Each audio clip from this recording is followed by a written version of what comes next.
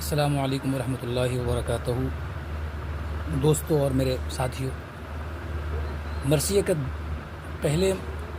پہلے ویڈیو میں ہم نے بتایا تھا کہ مرثیہ کس زبان کا لفظ ہے اور مرثیہ کا لغوی معنی کیا ہے اور مرثیے کے کتنے اقسام ہیں۔ تمام باتوں پر بحث کیا تھا ہم نے، اور ہم نے کہا تھا کہ مرثیے کا آغاز و ارتقاء پر ویڈیو لے کے آئیں گے جو ہم نے لایا ہے۔ چونکہ کوئی بھی صنف کو پڑھا جائے تو اسے پائے تکمیل تک پہنچانا ضروری ہوتا ہے، تب جا کر کسی ایک صنف سے پوری طرح واقفیت حاصل ہو جاتی ہے۔ تو مرثیے کا آغاز و ارتقاء پر ہم آتے ہیں، تھوڑا سا اس کا پس منظر ہم بیان کرتے ہیں کہ مرثیے کا آغاز کس طرح ہوا۔ چونکہ کسی بھی چیز کا ایک پس منظر ہوتا ہے، تو ہم پس منظر کی بات کرتے ہیں تو عالمی پیمانے پر جو شاعری کی ابتدا ہوتی ہے وہ مرثیہ نگاری سے ہی ہوتی ہے۔ دوسری بات، مرثیے کی جو ابتدا عالمی پیمانے پر دیکھا جائے تو عرب میں ہوتی ہے، عرب میں ہوتا ہے مرثیے کا آغاز۔ چونکہ واقعات کربلا سے پہلے بھی مرثیہ لکھا جاتا رہا ہے اور وہ مرثیہ شخصی مرثیہ کے دائرے میں رکھا گیا، لیکن جب عرب میں واقعات کربلا پیش آیا تو خاص طور پر مرثیے کا جو موضوع ہے صرف اور صرف واقعات کربلا تک ہی سمت رہ گیا۔ جب ہی ہمارے ذہن میں جب مرثیے کی بات آتی ہے تو صرف ہمارا ذہن ایک جگہ مرکوز ہو جاتا ہے، اور وہ ہے واقعات کربلا پر۔ چونکہ اردو ادب کے جتنے بھی شعراء ہیں شخصی مرثیہ سے زیادہ واقعات کربلا پر مبنی اشعار کہے ہیں، اس لیے کربلائی مرثیہ زیادہ تر اردو ادب میں لکھا گیا ہے۔ شخصی مرثیہ بھی لکھی گئی ہے، جو میں نے آپ کو بتایا تھا پہلے ویڈیو میں، اس کا مثال ہم نے دیا تھا۔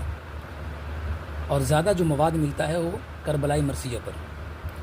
تو عرب سے شروعات ہوتی ہے مرثیہ کی، اور عربی میں، اور عربی کے توسط سے وہ ایران پہنچتی ہے، اس کا سفر ایران تک جاتا ہے، اور ایران میں کافی فارسی میں مرثیے کا آغاز ہوتا ہے عربی زبان کے ذریعے سے، اور فارسی میں بھی مرثیہ نگاری کی شروعات ہوتی ہے۔ فارسی میں کافی ترقی پذیر اور ترقی یافتہ شکل اختیار کرنے کے بعد ایران سے ہندوستان کا سفر طے کرتا ہے، اور ہندوستان کی جنوبی ہند میں ہندوستان کا سفر طے کرتا ہے، اور ہندوستان کے جنوبی ہند میں جسے دکن کہتے ہیں، وہاں پہ مرثیہ اپنے آنکھ کھولتا ہے، اور مرثیے کی ابتدا دکن میں ہو جاتی ہے۔ مرثیے کی ابتدا جنوبی ہند یعنی دکن میں ہوتی ہے، اور وہاں سے پورے ہندوستان میں پھیلتا ہے۔ تو ہم مرثیے کی پس منظر کو دیکھا کہ کس طرح سے مرثیہ عرب سے ایران اور ایران سے ہندوستان کا سفر طے کرتا ہوا ترقی یافتہ شکل اختیار کر لیتا ہے۔ تو ہم دیکھتے ہیں کہ اردو چونکہ ہندوستان کے شمال میں فارسی زبان کا غلبہ تھا، اس لیے وہ دکن یعنی جنوبی ہند میں جہاں دکنی زبان بولی جاتی تھی، وہ ایک اردو کی قدیم زبان ہے، دکنی زبان۔ چونکہ اردو کے کئی مراحل سے گزر کر کے اردو نام پڑا ہے، ان کا قدیمی تاریخ دیکھیں گے تو ہم اردو کے کئی نام سے واقفیت حاصل ہوتی ہے۔ جیسے اردو کا پہلا نام ہندوی پڑتا ہے، اس کے بعد ریختہ، دکنی اور اردو معلیٰ، اور جو موجودہ اس کا نام ہے وہ اردو کہلاتا ہے۔ تو دکنی زبان میں اردو مرثیے کا آغاز ہوتا ہے۔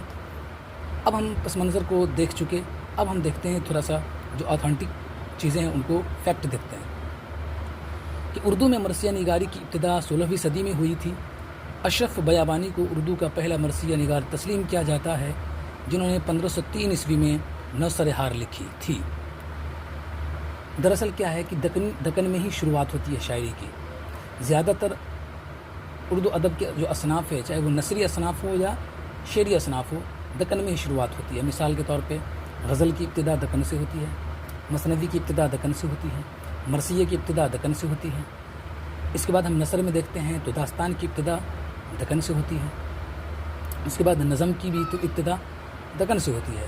تو اردو ادب کے جتنے بیشتر سرمایہ جو ان کا ابتدا ہے وہ دکن سے ہی ہوتی ہے۔ اسی طرح مرثیے کا بھی ابتدا دکن سے ہوتی ہے، اور دکن کے بہت ہی مشہور و مقبول شاعر اشرف بیابانی سب سے پہلے واقعات کربلا کو موضوع بناتے ہوئے واقعات اور حادثات کربلا کو تحریر کرتے ہیں، اور ان کی پہلی تصنیف نوسر ہار سامنے آتی ہے، جسے اردو کا پہلا مرثیہ کہا جاتا ہے، اور اشرف بیابانی کو اردو کا پہلا مرثیہ گو شاعر تسلیم کیا جاتا ہے۔ 1503 عیسوی میں انہوں نے مرثیہ لکھا۔ اس کے بعد جب دکن میں خوب ترقی پذیر ہوتا ہے مرثیہ، تب جا کر کے وہ شمالی ہند، دہلی اور لکھنؤ کے قریب پہنچتا ہے۔ تو پہلے ہم شمالی ہند میں دہلی کی بات کرتے ہیں۔ جب شمالی ہند پہنچتا ہے مرثیہ، تو وہاں پر بھی کئی شعراء، چونکہ ایک مذہبی عمل تھا، اس لیے تمام شعراء اسے اپنا فریضہ سمجھ کر سبھی شعراء نے طبع آزمائی کی۔ اس میں جو شمالی ہند میں جو سب سے اہم نام ہے وہ روشن علی ضمیر، جسے شمالی ہند کا پہلا مرثیہ نگار کہا جاتا ہے، اور ان کی جو تصنیف ہے وہ روشن علی ضمیر کا عاشور نامہ تسلیم کیا جاتا ہے، یعنی شمالی ہند کا پہلا جو شاعر ہے وہ روشن علی ضمیر ہیں۔